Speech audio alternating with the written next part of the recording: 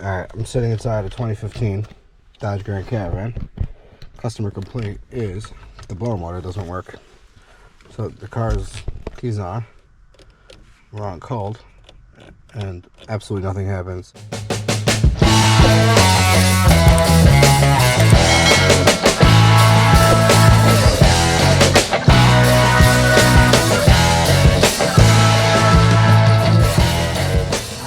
So the shop swapped the blower motor and the resistor for a known good, but after that they stopped because nothing changed. So they put everything else. I think everything's back to original. So I'm just gonna do a quick scan.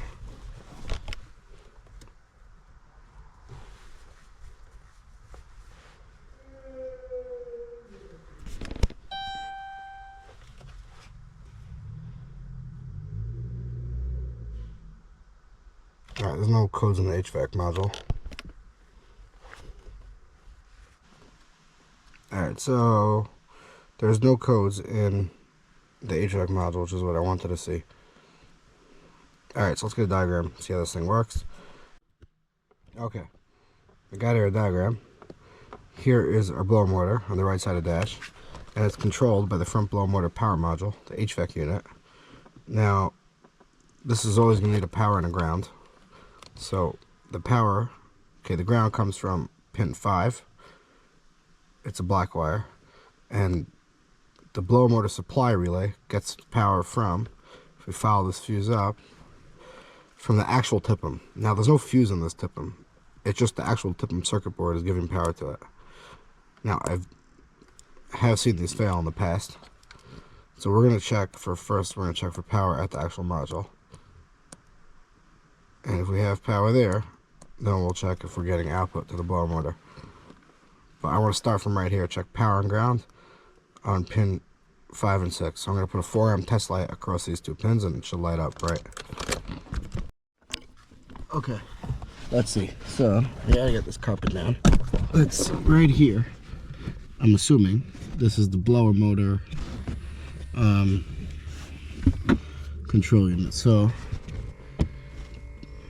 2 of these wires are going to give us power, and okay, so these 2 right here are going straight to the blower motor. So this is going to be our power and our ground. This is going to be our ground, and this is going to be our power. So now I have the car on. I'm just going to put a test light. Let me see if I can set this up better.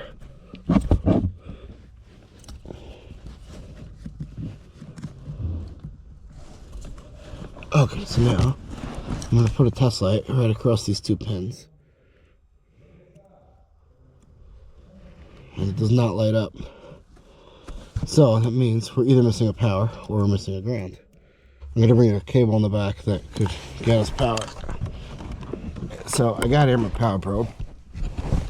And let's see, this should be a good ground. And it is. So this is the power wire. So now what I'm going to do is I'm just going to give power to this wire right here. Hold on, let me mute this. And we have no voltage here. And now I give voltage, everything works. So we're missing a voltage feed to this wire right here. So now I'm going to go straight to the TIPM and check if we have voltage coming out of the TIPM or not. Alright, so right here is the fuse box. I'm going to take this apart so that I can get to the wires underneath it.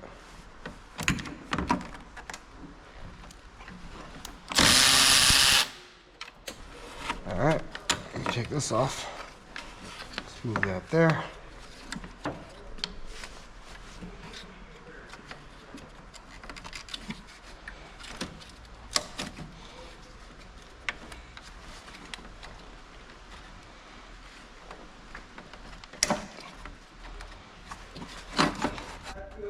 Okay, so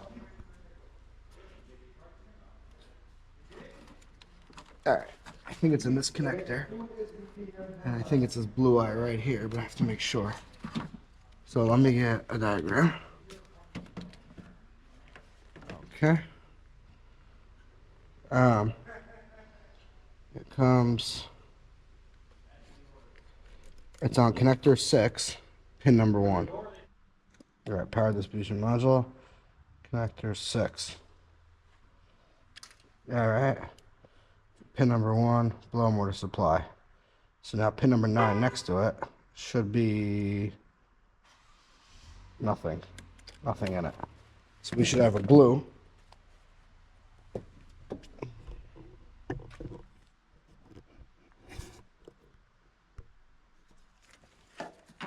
And then right next door, nothing. All right, so this is the wire. So let me just get it over here.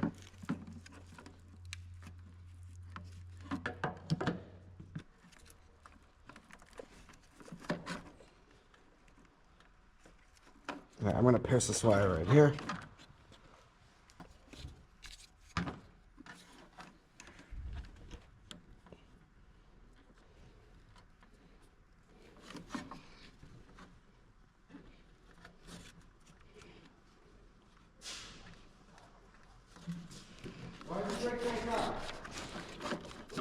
Yeah, right. Now let's move that out of the way. Slip this back in place. Let me get this guy back on.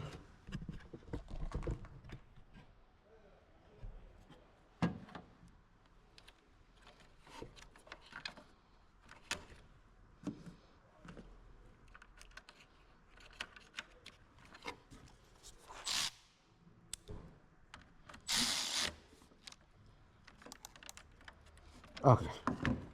Now I'm gonna turn the car on.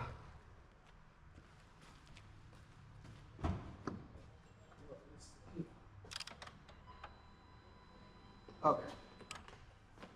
So now I have the key on. Did you get my power probe? Okay. And I'm gonna check right here.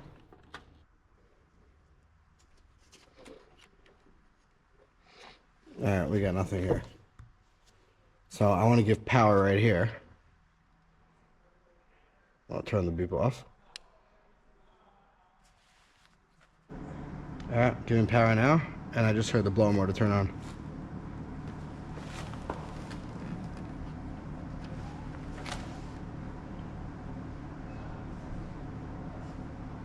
Yep, and I can feel it at the vents. Alright, so it means the power is good from here all the way down to the blow motor. Now we just have to make sure we're not getting power from this tip of metal, so we have to make sure that there's no corrosion on that wire over there, and then if not, it just needs to tip them.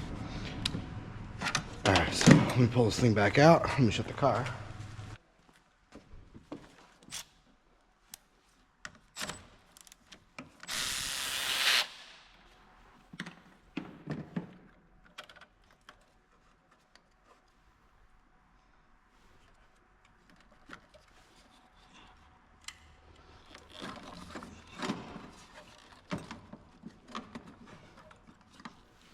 Alright, so now I'm just going to pull this guy out.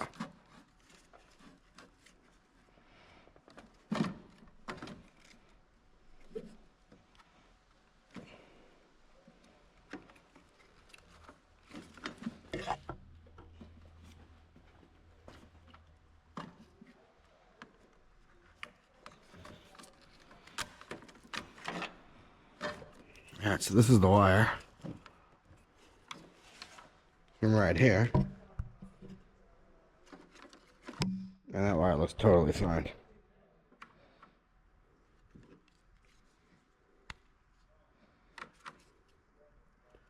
No corrosion, I think. Alright, let me just make sure the wire under here looks fine. I mean the pin. And that looks fine also. Alright, this thing needs a tip in. The question is, it'll take a while till we get a tip in. We just jump power to this. Temporarily, just to get this thing to work. The question is, it's coming from a circuit board on the computer, which I'm assuming doesn't show a relay, so it's probably a transistor in there turning it on.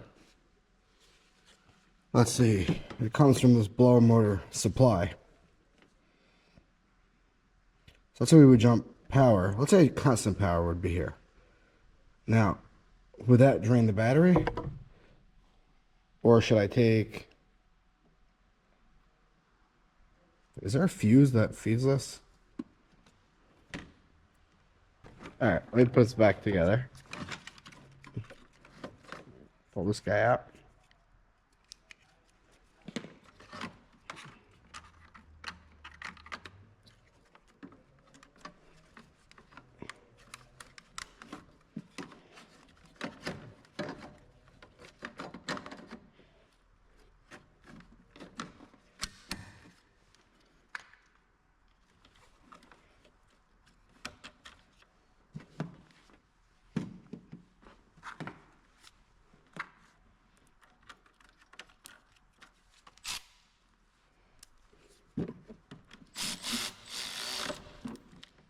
Okay, so now I got this connected again.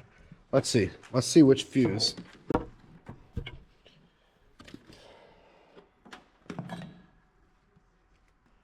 All right, let's check all these fuses that have to do with this system. So we got fuse M34, 10 amp. M34. M34. So 10 amp right here. What do we got? We got 12 volts on this side. And 12 volts on this side. Okay, so that fuse is good. What else? We have fuse M11, which is right here. We got 12 on that side and 12 on that side. Okay, good. And then we have J19. J19 is this guy. It's a 60 amp. Definitely looks good. Let's see what it says it's for. It's for the radiator fan. Okay, fine. So that fan's good. Alright, so this thing definitely just needs a tipping. It's just not turning it on. Now, the question is, if I give constant power there, is the car going to shut off? So, alright, so I'm going to try something. I'm going to try just going like right over here and wiring it straight to that wire and seeing if, I'm assuming it's for sure going to run. The question is if it's going to cause a parasitic draw. So I'm going to do it and then test it, and then if not, I'll have to find accessory power. I don't know how many amps it is. I'm putting a fuse in, but I don't know what I could take power from easily. So that's why I'd rather go straight from here. Alright, so I'm going to pull this apart. The key's off already.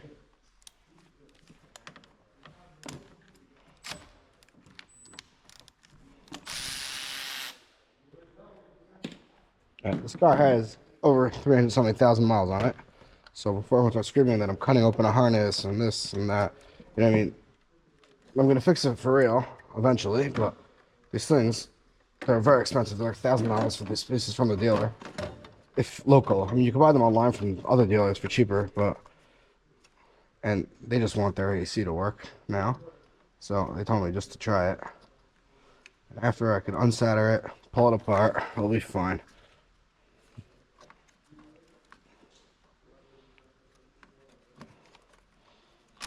Alright, so I got this out of the way. Alright, I'm gonna leave some room so I don't ruin the connector. Now, just go like this.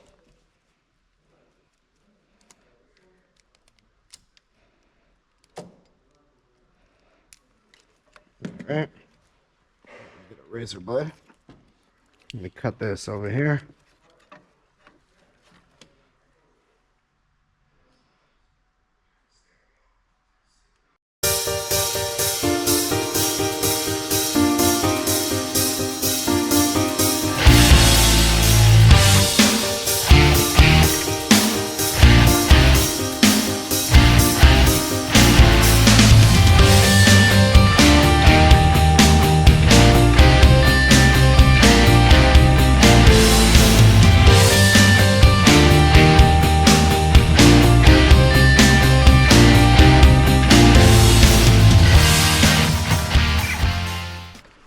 Now, I'm going to put this guy on,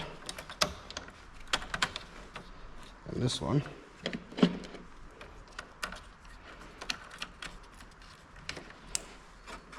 Okay.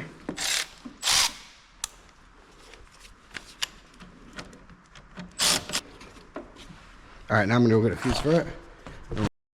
Alright, I put a 40 amp fuse in here. Now, let's first try to turn the AC on. Now let's try to turn the AC on with the car off. Let's see how this works. Okay, the car's off. And it doesn't work. That means the control wire, that's a good sign. That means the control wire is being controlled by this. So now, let's turn the car on, or just the key on at least. Turn the AC on, and we have AC. Alright, it's working fine. Blowing, strong. This is working. That's not the question. The question is it going to have a parasitic draw now? So let's shut the car. blower motor shuts off. Okay, now I'm going to check for a parasitic draw to make sure that it's not draining the battery at all. Now the question is, really, do I have to check for a parasitic draw? I can just check if there's amperage right over here. If we're not drawing amperage right here, then we're good. Is that true or false? Think, brain, think. It might be waking something up, so I'm not. No, I'm going to check a full parasitic draw on the negative terminal. Seems like it's working. Okay. Alright, so I'm going to do a parasitic draw test. So all I'm going to do is disconnect the negative terminal.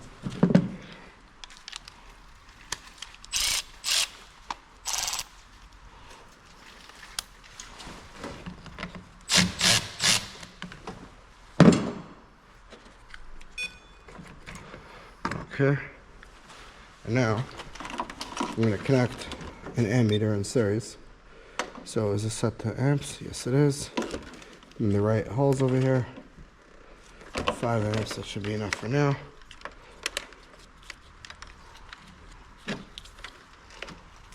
Alright. Let me disconnect that guy, because that's going to draw amps. Alright, right now we have a 1 amp draw. So now I'm going to wait a few minutes, and we're going to watch it go down. Or hopefully go down. Alright, it's ready at 0.5 amp. Now it's at 400 milliamps, so let me lower the scale. Alright, we're at 400, 390. Seems like it's going to sleep, but we'll wait 5 minutes and see what happens.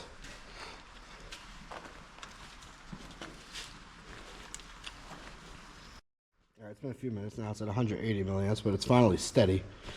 So I'm going to let it sit like this for another 5 minutes. Or whatever, longer. See, make sure it goes to sleep fully. And if it doesn't, I'm going to disconnect that, see if it goes to sleep. And then we'll know we're drawing power from this thing. I'll pull the fuse actually, and then we'll see if it goes to sleep. You know what I could do? I could actually check, while I'm waiting, I could check voltage drop across this fuse. And then, if I have voltage drop here, I know this is drawing amperage, but it's not a proof to anything because it could be keeping the network alive. But at least I'll know for sure if this itself is drawing amperage. It actually just spiked back up. So usually that means something's happening, like it's probably going back to sleep, so I'm going to wait. Well, I'm doing a multimeter.